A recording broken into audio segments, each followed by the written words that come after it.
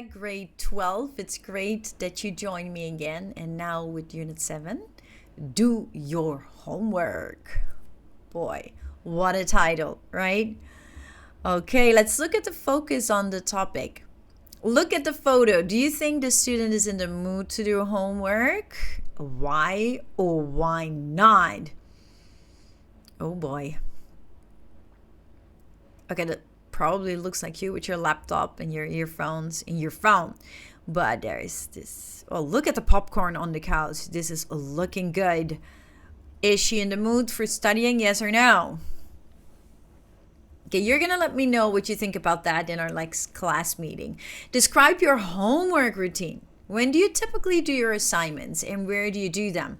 Do you do anything else at the same time? Can you multitask? What's going on with you and your homework? Okay, I'd love to talk about that in our next class. We're going to focus today on listening 1. Homework issues. So, of course, we start off with our vocabulary. Those are the bold-faced words. We're going to read and listen to a psychologist's presentation to parents of children in elementary school. I want you to pay attention to the words in bold. Okay, we've got hesitation, shocking, sample, size, rigorous, motivation, blow through, figure, conflicted, heated. And that's about it. And then we will go to our activity where you have to match the words on the left with the definitions on the right, words 1 till 10. So while you are reading and listening along, pay attention to the words. Okay, I'm going to turn on the audio. You can listen and read along. Thank you for coming to the meeting. I'm talking this evening about helping your children develop the habits they need to do well in school. The hypothesis we'll work from is that children's choices early in life reflect their later choices. Do you remember that famous marshmallow experiment conducted at Stanford University? Researchers gave little children 1 marshmallow and left them alone in a room for 15 minutes. The children were told that if they did not eat that marshmallow, they would be given 2 marshmallows later on. Alternatively, they could eat the first one, but then they would not get another one later. Some of the children, as you might expect, ate the marshmallow without hesitation. However, about 1/3 resisted eating it and were able to wait until they got a second marshmallow. But here's what's shocking about the later results of the test. The kids at age 4 who waited then performed better at age 18 on tests of confidence, concentration, and in other areas. The experiment has been repeated a few times, so we now have results from a sample size of about 600 children. This means that overall, it's a pretty rigorous study. So it turns out that this study tells us a lot about discipline and motivation. Students of all ages are tempted to take shortcuts at school. After all, it's easier to just finish your homework quickly and then watch TV or play with friends than to plow through a difficult assignment. And some children figure that they can do okay in school without putting in too much effort. However, parents often feel conflicted when they see their children acting that way, and let me tell you, I've heard plenty of heated discussions among frustrated parents and resentful kids. The challenge is to help children see that doing homework now, working hard now, will pay off with greater rewards later. Rewards like higher grades and an easier time in school. Yes, exactly. Okay, that hits home. Go ahead, you can pause your video to match the words on the left with the definitions. Go ahead. Okay, that brings us to preview. You remember previewing, the first step of everything, whether we're reading or listening to something, right? We're gonna look at the topic and then figure out the purpose and predict the purpose and what's going to happen, which will help us to have a clear focus and which will in turn help us to know what to listen for. So in this preview, Gary Allen Dowd tells an interviewer about an experience he conducted to help her teenage son with his summer reading of some long, difficult classic literature. She drew inspiration from economist Stephen Levitt, whose book Freakonomics, written with journalist Stephen Dubner, investigates motivation. We're going to listen to the introduction. Karakter, the interviewer, refers to an idea that inspired Daud's experiment. Then you're going to answer the questions. So, according to the interviewer, how did Levitt suggest motivating children to get good grades? Do you think that this method of motivation would help a high school student finish his summer reading? Why or why not? Discuss these ideas. Let's listen. I had a conversation a month or so ago with Stephen Levitt about the freakonomics of getting kids to get good grades, and how Levitt says we ought to just pay him. $50 for an A was what he got when he was a kid. Pay $50. That's something. Okay, you can pause your video to answer these questions.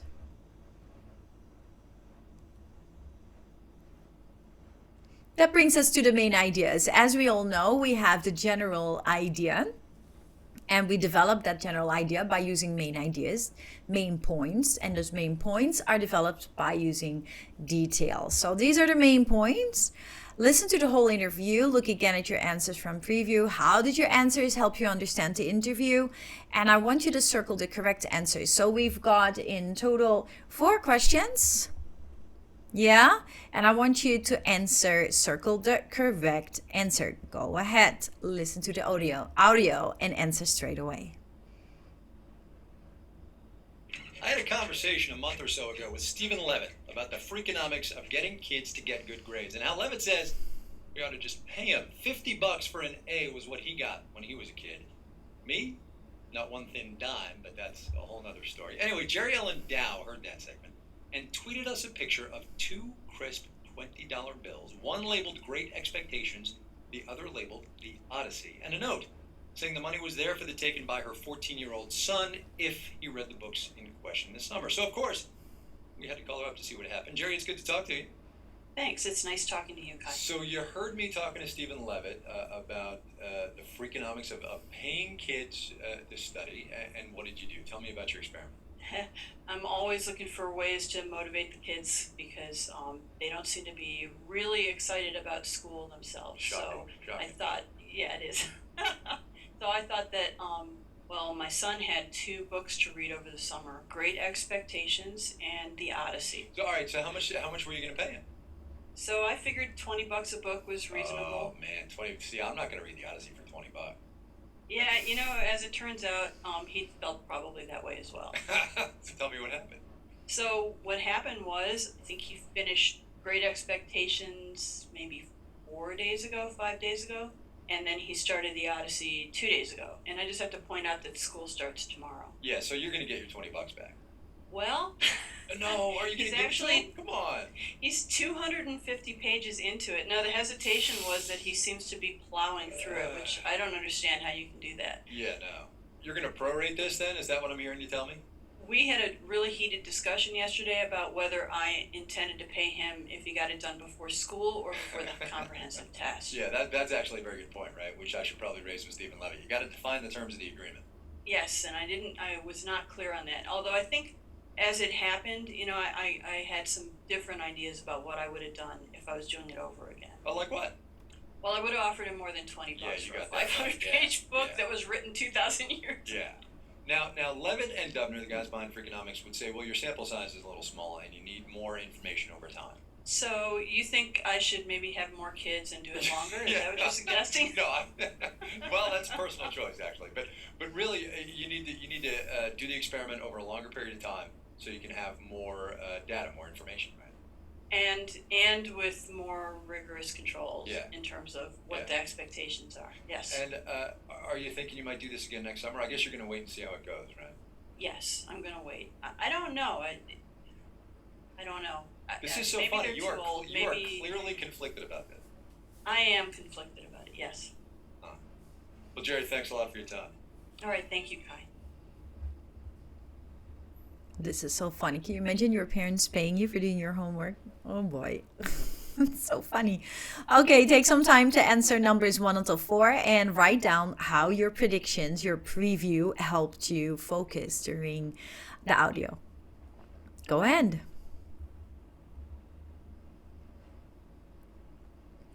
That brings us to the details. You can listen to the audio again. You can just go back and listen to it again. And I want you to circle the correct answer. So here we've got 6 questions and I'd like you to answer them. Those are the comprehensive questions about the audio. Go ahead.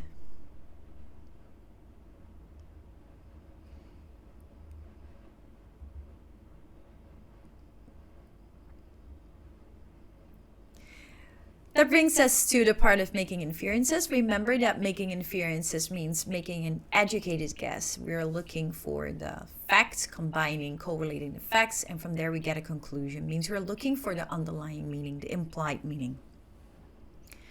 Today, for making inferences, we're looking at understanding humor. Now, in this lighthearted interview, which was fun and chill, a mother describes a homework experiment with her son as if it were a serious scientific experiment.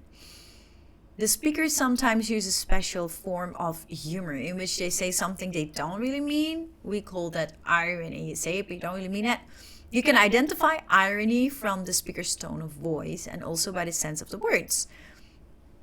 If the words don't seem logical or if they seem exaggerated, it's possible the speaker means them to be humorous. The speakers also use understatement for humor, a form of exaggeration in which the speaker pretends something is weaker or smaller or less than it really is. Okay, let's listen.